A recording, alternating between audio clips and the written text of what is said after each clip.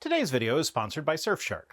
Hello and welcome to my channel, Rhino here. Today, I'm looking at one of the classic pieces of creationist propaganda, one that is so well known and which I've already seen several times that I was actually surprised when I learned that I haven't covered it already. And that is, of course, Ray Comfort's God vs. Evolution. I was reminded of its existence when the God Awful Movies guys chose this as their movie to review a couple weeks ago, and after realizing that I have never responded to it, I decided to give it a go.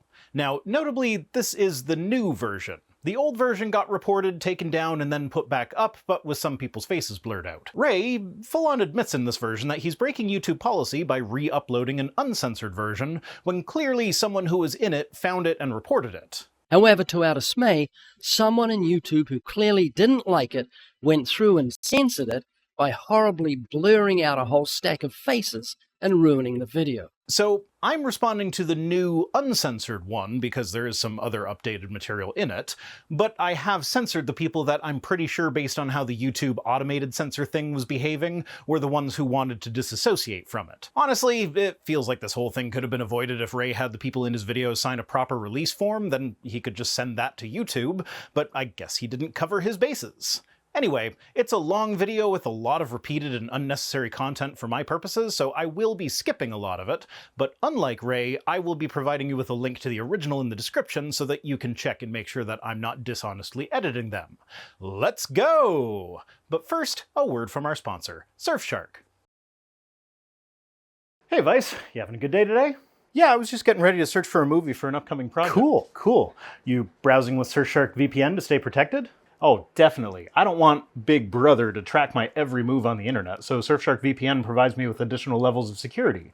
Plus, I count on their technology to keep my passwords and user history from the dark web. That's right, Surfshark is a virtual private network that allows you to surf the internet anonymously by masking your IP address and location. It allows you to access up to 3,200 servers across 100 countries. You can even gain access to Netflix and streaming sites based outside of your geographical area, which might have different movies available for you. Not only that, but Surfshark VPN keeps your online identity safe by encrypting all the information sent between your devices and the internet. This keeps your personal data protected from big companies and cybercriminals. Surfshark does not monitor, track, or store what you do online. That means no connection or activity logs. You're completely anonymous and protected when using public Wi-Fi. Exactly. Surfshark VPN swaps the real location of your device with a new one by changing your IP address. This way you can travel to any country around the globe, virtually speaking. How can listeners get Surfshark VPN? It's easy. Surfshark VPN works on all your devices for one low price. For a limited time, listeners can get Surfshark VPN at surfshark.deals/Rhino. Enter the promo code Rhino at checkout to get 3 extra months for free. Surfshark offers a 30-day money-back guarantee, so there's no risk to try it out. It's easy to sign up with just a few simple clicks. That's surfshark.deals/Rhino, and remember to use code Rhino at checkout for 3 bonus months for free. Not only are you getting a great deal when you use my code, you're also helping to support the channel, so thank you.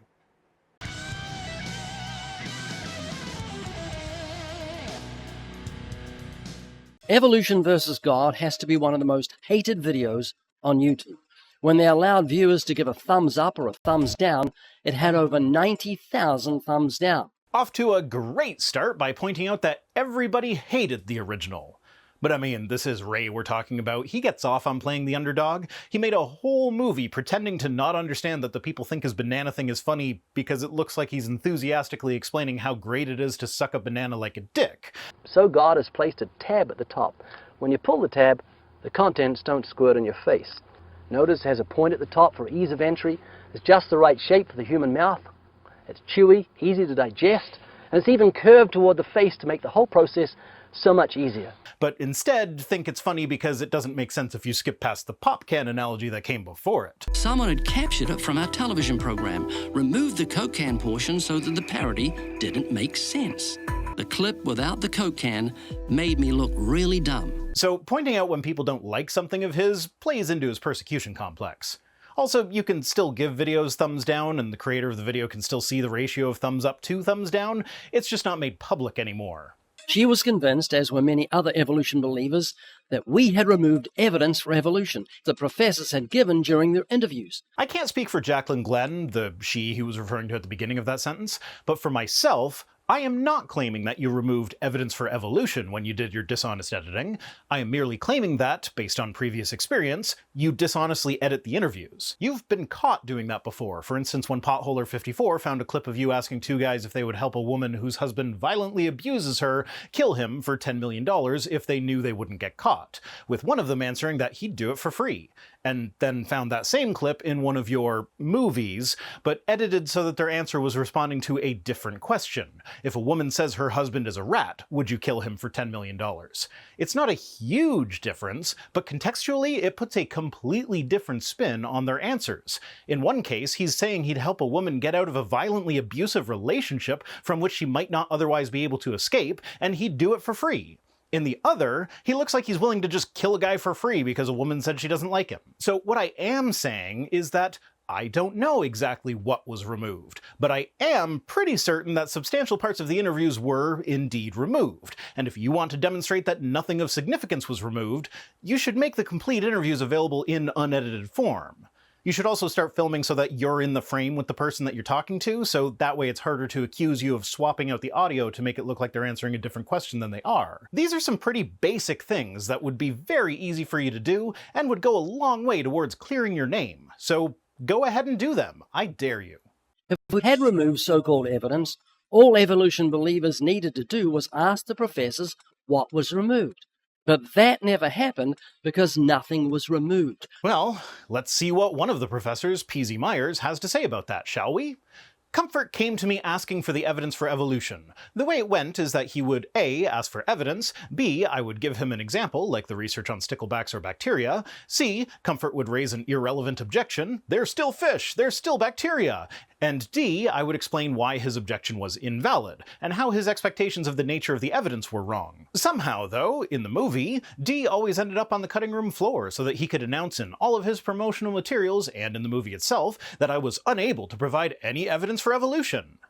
So if you ask P.Z. Myers what was removed, he will tell you that his explanation as to why your objections to the evidence he presented were invalid were removed. That's not nothing. In fact, that's a rather significant thing, and one that changes everything about the interview. You can't claim that they were unable to provide any evidence for evolution if they did, in fact, provide evidence. You just don't accept the evidence for reasons that are invalid. So you take out the explanation as to why your objections are invalid, leave your objections in, and then claim that they were unable to present any evidence. You think it's a belief? I think it's just fact. Think more like facts. This is a favorite word game of Ray's. Get people to object to using the term belief. No, it's not a belief, it's just facts. And then later on, ask them questions that require them to admit believing in evolution. Actually, this isn't exclusive to Ray, though he is one of the worst offenders. It's a common creationist equivocation. They'll talk about belief in evolution, where people are using the word belief to mean an acceptance that a statement is true or that something exists, and the creationist will equate that with belief in God, which uses the trust, faith, or confidence in someone or something definition of belief. Most people won't notice the equivocation when pressed on it, and those who might won't make the final cut of Ray's video. This is also why many advocates for evolution will refuse to say that they believe in it, instead saying things like, I accept that evolution happens. This makes it 100% crystal clear that they do not believe in evolution in the same sense that a creationist believes in God, and so it takes the wind out of the sails of the equivocation boat. When did you start to believe? When I started to think for myself. When did you start believing? When I took my first biology class. It all started to make a lot of sense. The teacher made it very easy to understand. And there we go, there's the equivocation. I actually think Ray didn't catch that many people as he had hoped with the word game, because none of the people answering the question of when they started believing in evolution are the same people that he asked whether or not it is a belief. So he had to do that in separate interviews and then smush it all together like that. And also, some of these answers don't really make sense in light of the question, when did you start believing in evolution? So I'm going to go ahead and assume that that's not the question that at least some of those people were answering. What question were they answering? We'll never know. Ray's unedited video footage is locked up tighter than the Disney Vault before home video became mainstream. Oh, God damn it, that's a joke that's too old for me, but most of y'all are younger than me, so... Okay, quick and dirty version is that Disney would periodically re-release their most popular full-length animated movies in theaters in order to bump up their revenue. When they weren't in theaters, they were in the vault. When home videos became popularized, a handful of these movies were deemed the untouchables, and the plan was to never release them on home video so that they could continue milking the theater re-releases. Eventually, they had to get with the times, but rather than just releasing all of their movies at once, they would re-release one movie in theaters and then sell the home video version of that movie a few months afterward before putting that one back in the vault for 6 to 7 years until the next time that particular movie would get a theatrical re-release. Okay, there. Now that I've thoroughly explained the joke, it's definitely going to be way funnier. A scientific method is based on the collection of data through observation and experimentation. Science Daily. Okay, couple things here. First, that quote actually appears on the wikidoc.org page for scientific method, not Science Daily, and Wikidoc cites the Merriam-Webster dictionary for that definition. Science Daily defines scientific method as a body of techniques for investigating phenomena, acquiring new knowledge, or correcting and integrating previous knowledge. Second, notice that this definition ends with an ellipsis, indicating that that's not actually the end. Let's read the whole thing, shall we? A scientific method consists of the collection of data through observation and experimentation and the formulation and testing of hypotheses. Those 7 missing words are pretty key, don't you think? Weird how Ray continues his habit of dishonest editing even for things that are so easy to check up on. Could you give me some observable evidence that evolution is true? Something I don't have to receive by faith. Sure. The fossil record, molecular genetics, homology, embryology, phylogenetics, direct observation in lab conditions, direct observation in nature, biogeography, endogenous retroviruses, and way, way more. I mean, sure, you'd need to spend a lot of time in school directly studying any one of those things in order to gain enough knowledge and experience to say that, yeah, you personally had observed it without having to trust in someone else's expertise. But you could actually choose to do that with your life instead of spending it wasting people's time, asking them questions that they likely won't have answers for off the top of their heads, and then acting like their lack of an immediately available answer is somehow proof that evolution is false. Yeah. Some observable evidence. I mean, take a look at what happened 65 million years ago. Hang on, I can't. That's 65 million years ago. Yeah. Now, if only we had things like fossils from 65 million years ago that you could go look at. I don't know if Ray is where the "were you there" shtick originated. It might have been Ken Ham, but that's one of the worst possible arguments that you could ever make. If it were a valid argument, then every single crime that has ever taken place with no witnesses is completely unsolvable, because without a witness to directly report events, all the evidence is subject to interpretation, even direct video evidence, because, after all, video can be manipulated, right? But in reality, eyewitness testimony is actually some of the least reliable evidence that there is. So you not personally seeing something does not, in fact, mean that the thing does not or did not happen. We could trace the evolution through the fossil record. Could you be specific? Just give me one. Between 6 and 7 million years ago. See, now that is a very obvious edit. He asks her a question, cuts away to some B-roll footage to hide the fact that he's cutting to a different segment of the interview, and then comes back to her giving what is very obviously an answer to a different question.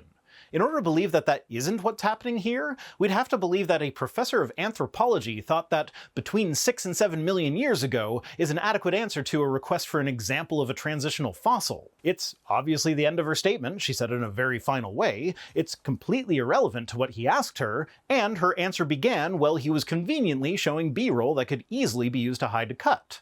And that's in addition to the fact that the question is nonsensical in the first place. She was trying to explain to him how you can use fossils to trace evolutionary history, and he interrupts her to ask for one single fossil that proves evolution. That is not possible. Evolution is, to put it in its most simple form, change over time. One single fossil cannot possibly show change over time, as a fossil is a snapshot of one particular time. You need the fossil series to show evolution, so your demand for one fossil that proves evolution is nonsensical and demonstrates that you either don't understand enough about evolution to be questioning it, or that you are dishonest. And given how many experts have said that they've explained these very basic concepts to you, I'm gonna go with dishonest. We are condemned to live only for a few decades, and that's too slow, too small a time scale to see evolution going on. Richard Dawkins. And guess what? This quote is, again, edited to make it look worse than it is. It ended with a period, implying that that was the end of the sentence, but it was not.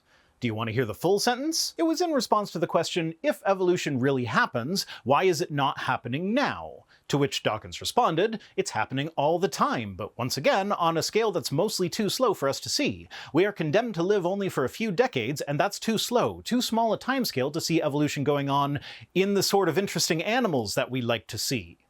He then went on to list organisms in which we can see evolution going on, such as bacteria developing antibiotic resistance.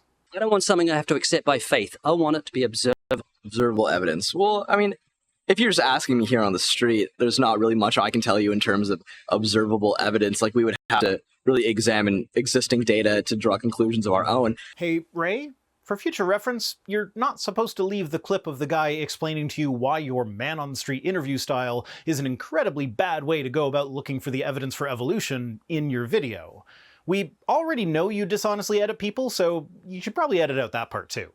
I would have to have faith then. We would have to have some amount of faith. Yeah, see? More like that. That's where he cuts him off, almost certainly before he explains that by faith, he means trust in the people who have published the data that is available for anyone to look at, and which has been thoroughly reviewed by other scientists working in the field. Because unless you are such an expert, you don't know as much about their area of expertise as they do, which should go without saying, really. I don't assume that MRI machines are impossible because I don't understand them and people on the street can't show me right then and there observable evidence for their inner workings. That would be completely asinine. And that's exactly what you're doing with evolution here. So could you give me one piece of observable evidence for Darwinian evolution? Okay, I would point to, as one great example, is look at the genetics of the stickleback. What's that? So stickleback fish are a very interesting collection of species that were recently isolated after the end of the Ice Age. What do they become? They're various species of sticklebacks. They stayed as fish. Well, of course. Sticklebacks are actually a great fish in which to study evolution, as they fairly easily adapt to drastically different water conditions, being able to fully convert from being a saltwater fish to being a freshwater fish in as little as 10 generations. And the physical changes that happen to this fish during this transition are quite drastic. The studying of the genetics of this fish are helping us to understand the molecular mechanisms that facilitate evolution. Of course, they are still fish. This begins a trend in this video where Ray is quite blatant about the shifting of what he means by the word kind, in order for him to be able to say in any situation that a change in kind has not been observed. It's still a fish, so there hasn't been a change in kind. Because obviously an arowana is the same kind as a guppy.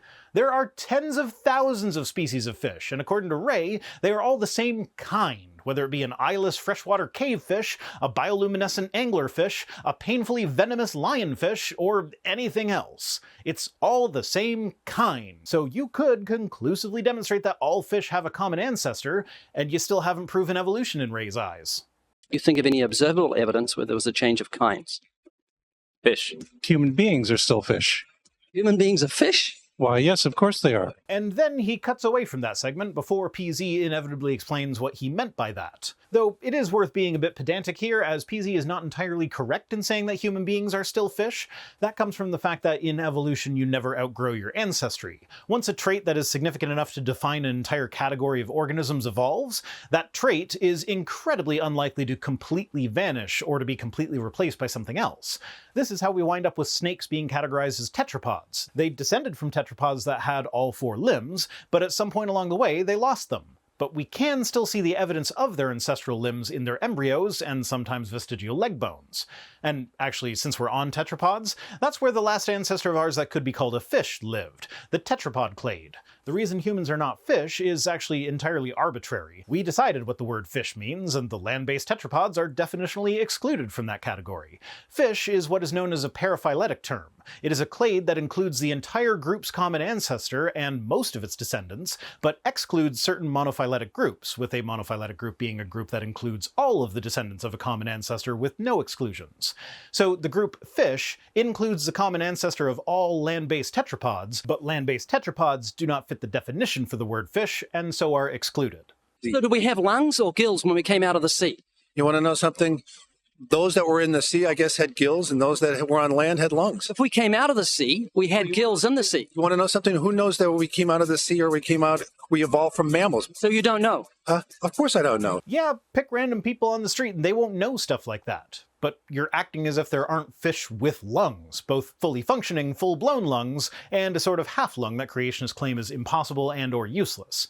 Hell, there have even been fish that scientists have raised completely out of water in order to study the origin of tetrapods. In one single generation, significant changes were observed where the skull meets the body, changes that perfectly mirrored the development of the tetrapod neck in the fossil record. And these changes happened over a single generation. Also, it's a fish that normally lives its life entirely in the water, but it pretty much has a literal half-lung, and relies on it to a point where if it doesn't have access to the surface, it will drown despite also having gills. This thing is as much a creationist nightmare as Ray thinks bananas are an atheist nightmare. Would you give me an example of Darwinian evolution, not adaptation or speciation, but a change of kinds? So, give you an example of Darwinian evolution, but not Darwinian evolution? It has to fit my warped definition that can change at a moment's notice to avoid being proven wrong in order for it to count? Wow, Ray. You suck. These are changes of kinds. They're still fish. They're distinctly different fish. Again, you should have taken that bit out. He literally laughs at you while explaining why you're wrong. Now, I'm sure there's quite a bit of detail that you did remove, but you keep letting little bits of sense through your nonsensical filter. We have thousands of examples. Can you give me one? I can give you thousands. Just one. You could cut the ear with a knife. Oh look, it's another dishonest cut. I can give you thousands of examples. Give me one. I can give you thousands. Just one. Hard cut. And really, it wouldn't surprise me if he did flounder there for a bit before coming up with an example. It should have been easy for Ray to keep the floundering in and cut before the example without him having to do a hard cut before he's even got a chance to answer the question. Like, if he didn't know who he was talking to, which Ray claims he doesn't. When I tried to share the gospel after we'd finished talking about evolution, it suddenly dawned on him who I was, and he respectfully kicked me out of his office. He wouldn't necessarily have gone into that interview completely prepared for these sorts of shenanigans. And in looking into it, it turns out that P.Z. Myers isn't the only person featured in this video that has gone on to speak out against it. Dr. Stanford, the guy who says he could give thousands of examples, did an interview on a podcast where he explained that, in his opinion and direct experience, Ray's dishonesty wasn't necessarily in the edit of the video, it was more that he would cut you off before you could fully explain what you were saying. On that podcast, he gave several examples of times that we have observed evolution, such as fruit flies and the Galapagos finches. I was so nervous, you can actually see my hand shaking. In a consequent interview with Atheists, he called the video biblical porn, whatever that means. Well, Ray, if you actually listened to the podcast instead of just reading news about it on the Christian Post, you would have heard him explain that it's a series of images and words that are mainly intended to titillate and excite evangelicals, rather than it being a video with actual inquiry that sought to pass on actual knowledge.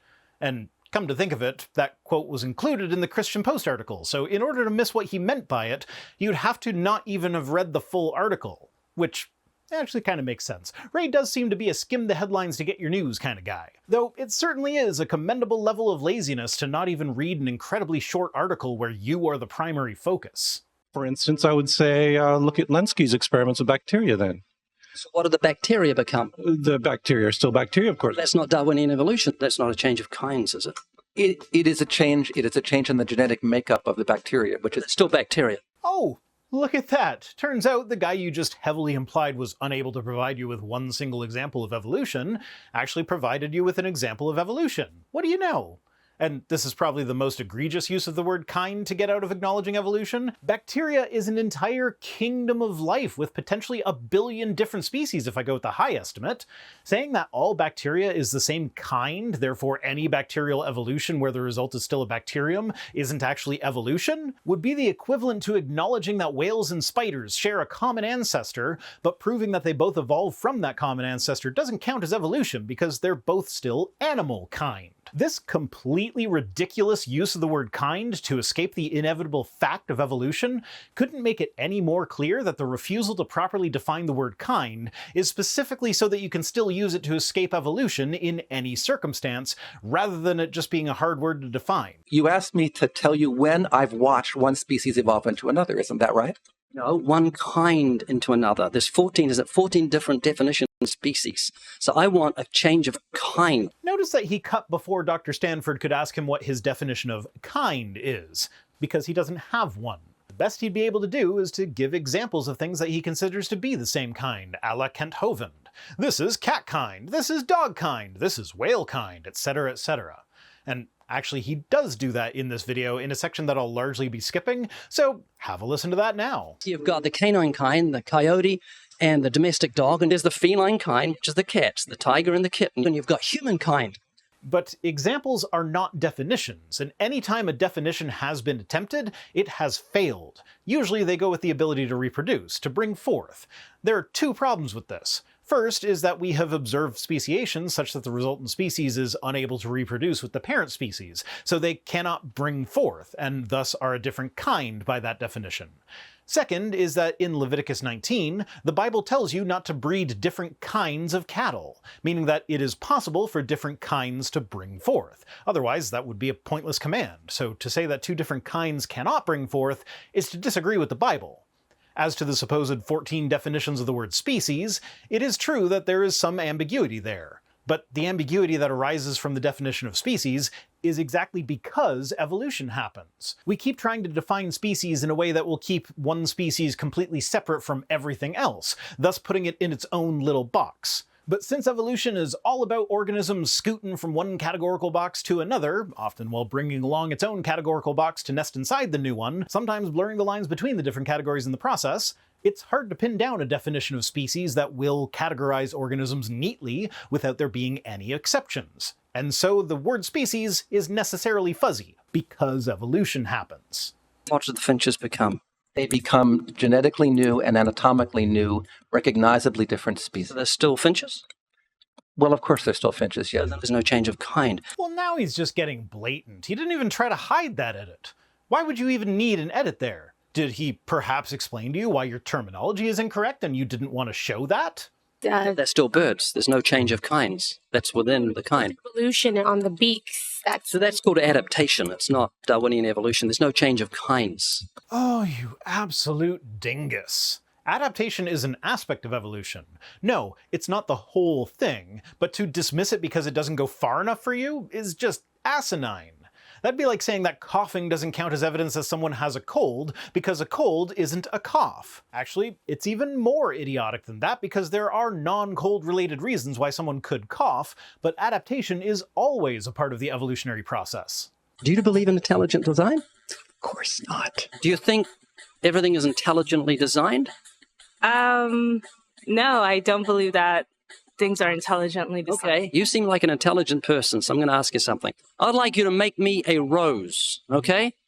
How would you make a rose? I don't have the capabilities to do that. Hang on. No, it's not intelligently designed, so you should be able to whip me up a rose real quick. Well, firstly, roses basically are intelligently designed at this point. Humans made roses by artificially selecting the traits that we found to be more desirable. So the rose evolved from a small, rather plain-looking flower into the large, multi-layered domesticated flower that we think of today when we hear the word rose. So, as with the banana, Ray has taken an excellent example of humans using evolution to make plants that are more desirable for us.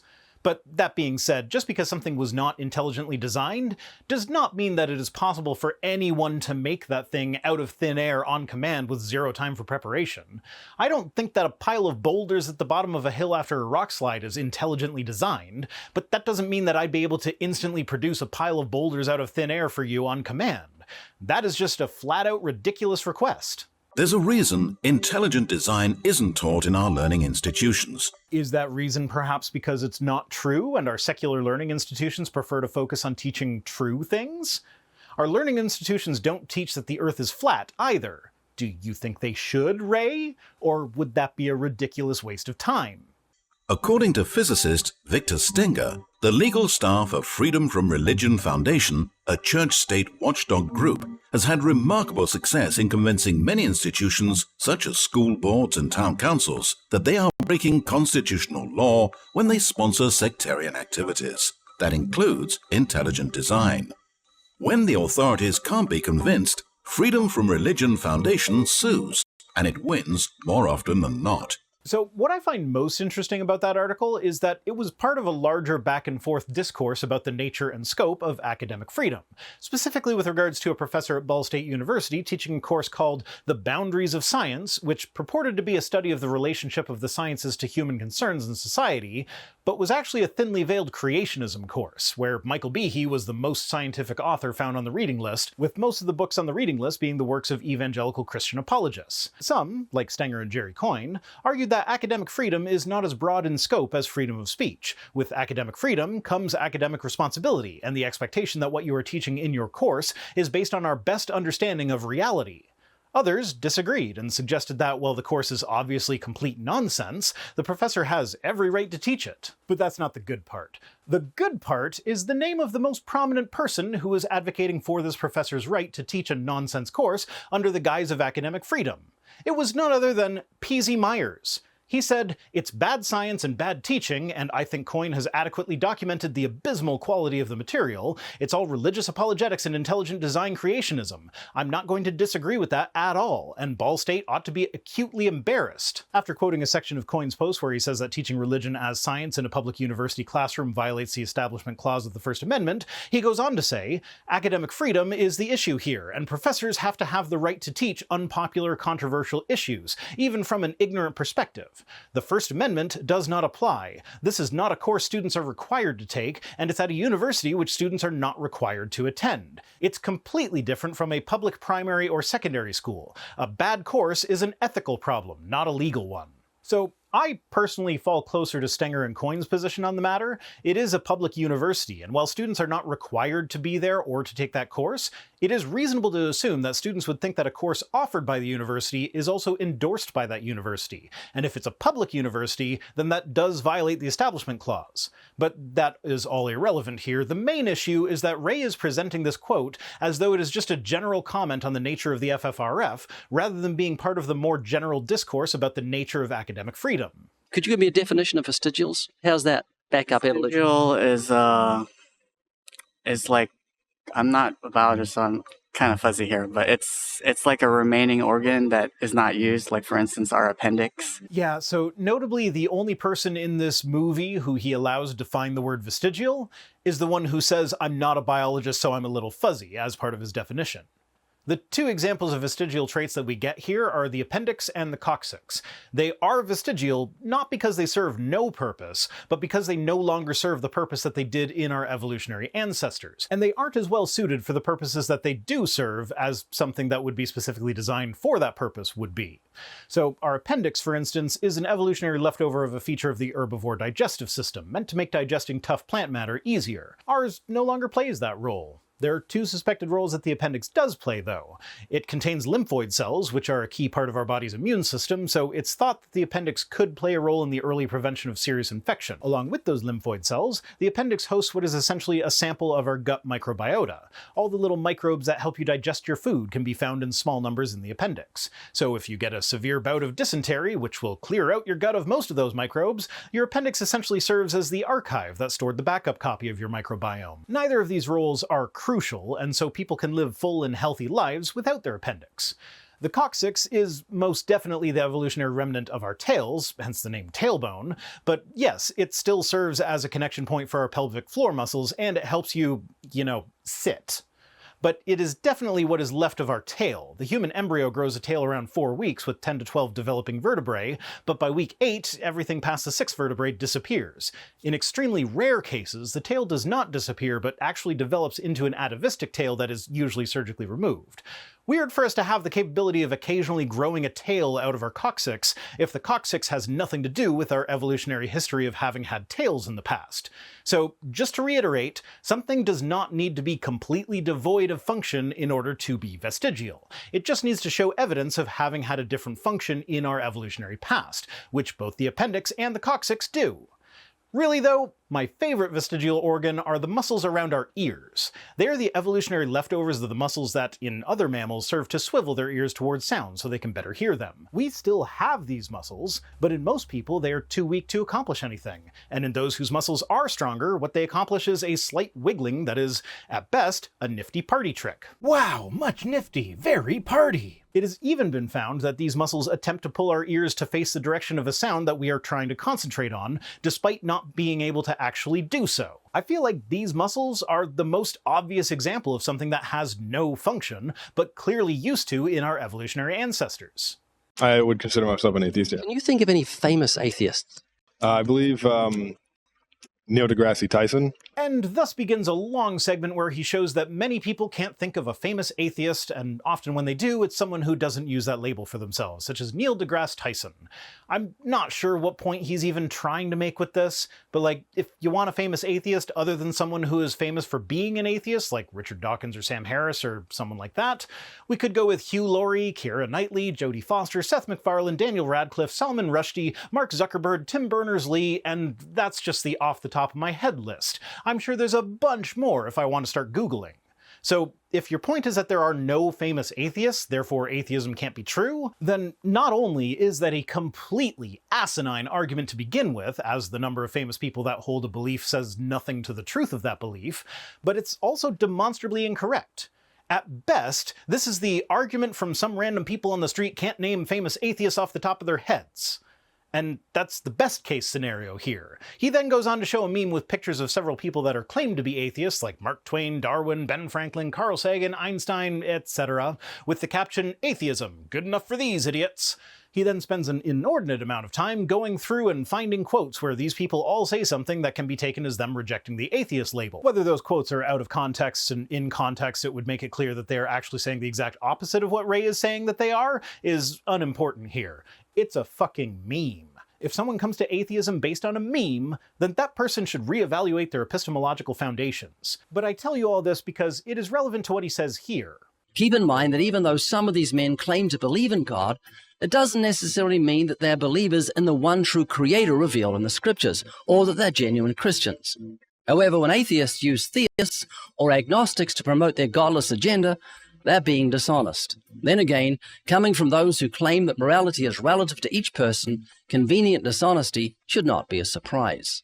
See, now that's an interesting statement coming from a guy who has put his dishonesty on full display in this video. I think I'll just leave a quote from famous atheist Keira Knightley here. "If only I wasn't an atheist, I could get away with anything. You just ask for forgiveness and then you're forgiven. It sounds much better than having to live with guilt." Yeah, I've often made that exact point myself. Though I think we are missing some context here. I wasn't able to find the original quote, and that's all there was of it from the sources that I did see. It sounds like she's talking about things that are fun, that generally carry some guilt with them, like maybe calling in sick to work when you're not sick just because you wanted a day off, and now you know that the people you work with are going to have to work harder to make up for your absence. But on the flip side here, an atheist no longer needs to feel guilty about things that are fun and not immoral, but that religion teaches are sinful, like sex outside of marriage, masturbation, the responsible use of substances like alcohol and marijuana, stuff like that. So on the whole, I feel like there's less guilt with atheism. Do you believe in moral absolutes? No, I do not.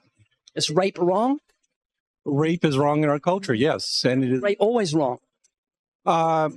It depends on your beginnings. If you say that you have a respect for other human beings, then yes, rape is always wrong. So there are moral absolutes. He cuts away again there without letting PZ answer, but yeah, I'm essentially in agreement with PZ on that one. If we can agree that increasing well-being is morally good and increasing harm is morally bad, then yes, rape in all plausible scenarios is morally wrong.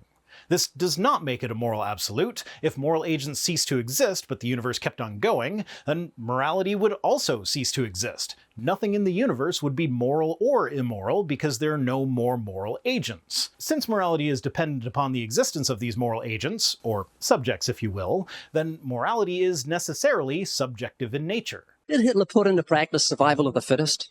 No. What was he doing then? He was murdering people. That's survival of the fittest. That's not survival of the fittest. It's the lion eating the antelope. No, there's much more to evolution than just this kind of crude kill and be killed model that you have in your head. I've seen a quote from Richard Dalton saying, evolution in its rawest is incredibly cruel. Yes. That was Hitler putting evolution into practice. That does not mean it was moral. Oh, you should have stuck to your guns, PZ. Hitler was not putting evolution into practice. Well, in some specific areas he was practicing eugenics, which is basically an attempt by people to control human evolution, and he did so by culling those that he viewed as less than. So PZ isn't wrong here, but Ray was going for the killing people is what evolution demands of us thing, which is just flat out not true. Now, firstly, yes, evolution is a cruel process. It is often, though not always, driven by death and suffering. The kind of thing we'd expect of a universe without a benevolent God. But that doesn't mean that anyone who kills a bunch of people is automatically doing it because of evolution. That view is spread through a misunderstanding of what survival of the fittest means. It does not mean that the weak members of a species all get killed off. Evolutionarily speaking, all it means is that an organism with more reproductive success is more fit in that it successfully passed on its genes. I am more fit than someone who actually takes care of their body and is physically fit, but has no children or close relatives with children, purely because I have kids, and so I've passed on my genes. And the close relatives thing is key as well. In social species, having a support network to help care for your children is extremely beneficial, and it's way easier to have that support network if your close relatives don't have children of their own to worry about, and since you're closely related, you share a good chunk of your genes, so they can also be evolutionarily fit without ever reproducing. Note that at no point here do I have to murder the physically fit but childless person in order to be more evolutionarily fit than them. In fact, they could murder me today, and I would still have been more evolutionarily fit than them as long as they continue to not have children. So yeah, at the end of the day, trying to base our society on evolution is a bad idea that leads to discrimination at best. But since very few people are actually advocating for that, it's kind of a non-starter. Well, your pet dog and your rotten neighbor are drowning. You'd only save one of them. Who would you save? That is a tough one. You only save one? Why are you hesitating? If I had to guess why he's hesitating, which we have to do because Ray cuts away before he answers, I'd say that it's probably because he's leaning towards saving the dog. But he knows that that's an answer that Ray won't like, and at this point in the conversation, he's probably uncomfortable enough that he's starting to consider just saying things that Ray wants to hear in order to make it end faster without being rude. Oh, I think I would save my dog. I don't know why I'm really hesitating. Because I don't know, I feel like people would see me as a bad person if I said the dog. Okay, my bad. He did leave it in. He just cut away first. Sorry, I'm so primed to see dishonest editing on Ray's part that I just assumed we weren't coming back to that one. But yeah, I was basically right. He's leaning towards saving the dog, but social pressure is pushing him towards his neighbor that Ray described as rotten. I'll save my dog. So, is your neighbor not worth saving? Well, he's not worth saving more than my dog is. I'd go with the dog. I think in this section, Ray got caught a bit off guard. He expected the evolution-believing answer to be to save the human over a dog, because he's got a picture in his head of evolution evolving towards a goal, and so he sees humans as being more highly evolved than the other animals, when the fact of the matter is that all organisms that are alive today are the result of exactly the same amount of evolution. Speaking strictly from a time passed since the last universal common ancestor perspective and not the generational time perspective. If we go with the generational time perspective, then organisms that reproduce the fastest are the most highly evolved. So we are a significantly lower organism than any bacteria, looking at it that way.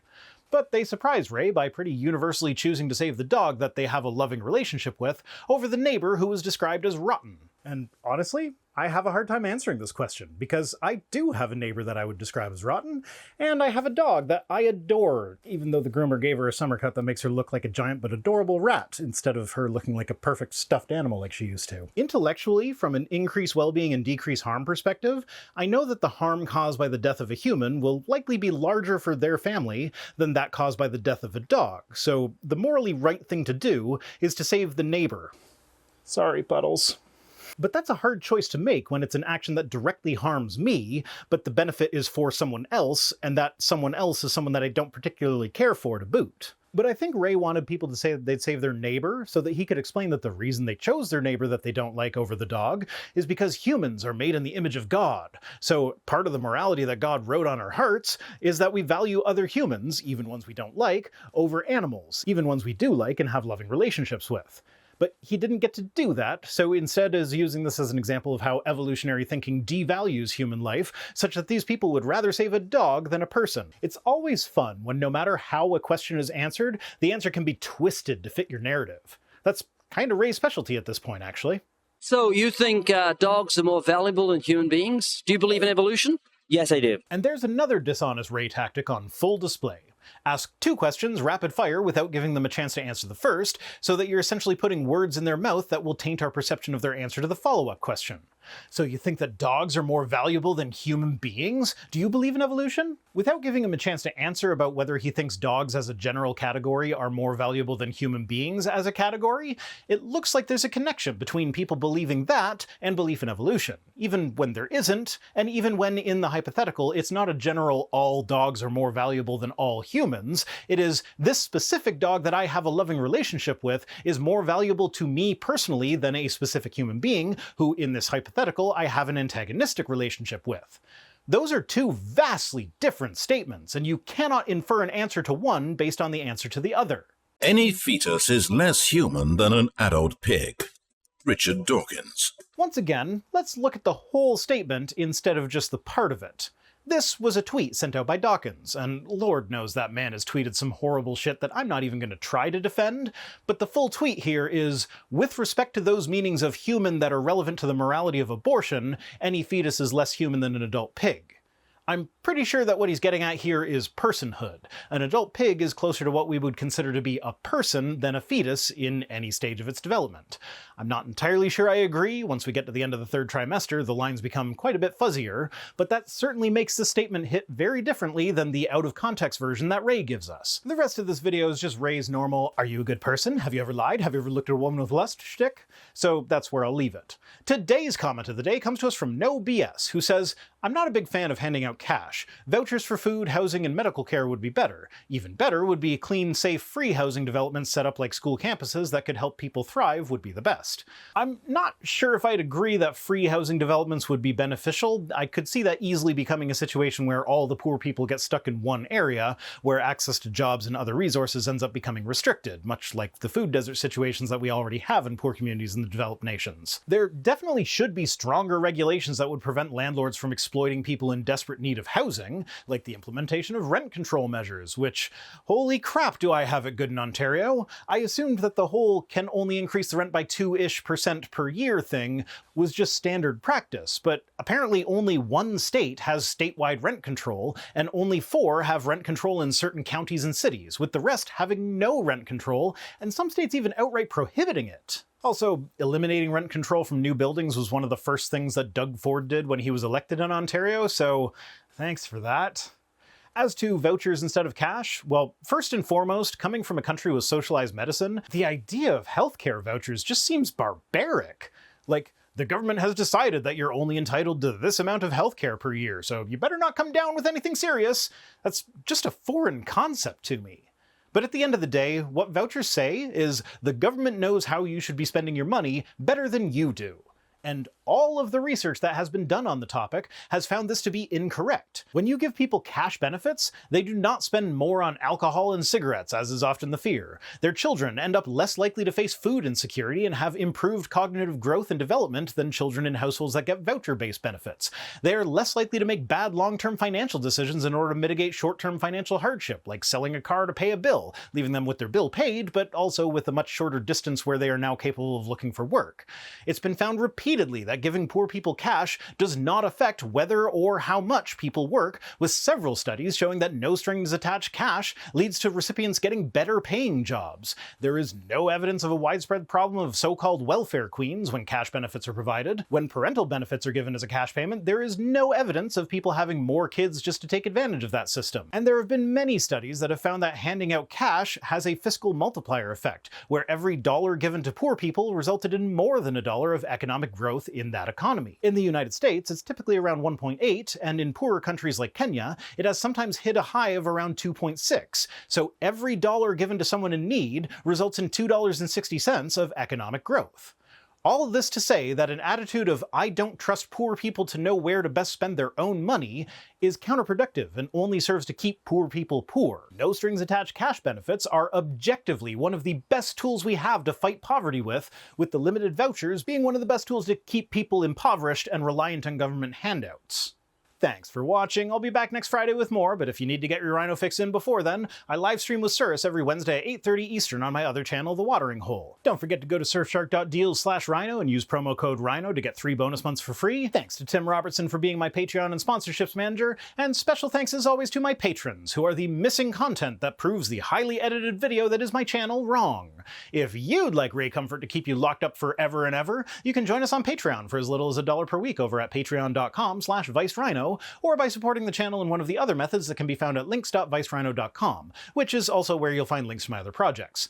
That's gotta be one of the least appealing patron calls to actions I've ever done. Sorry? If for whatever reason you want to send me stuff, my P.O. Box address is in the description. See you next time!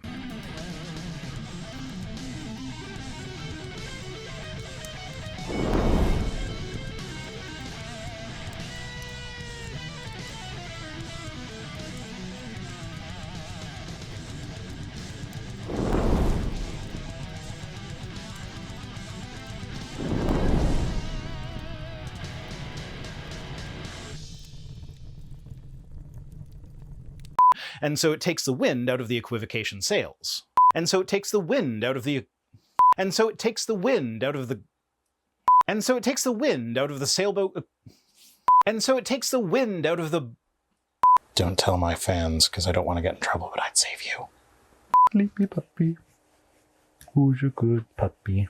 Puddles, puddles. Yeah, he's my puppy. I know you look like a rat, but you're still cute. You're an adorable rat.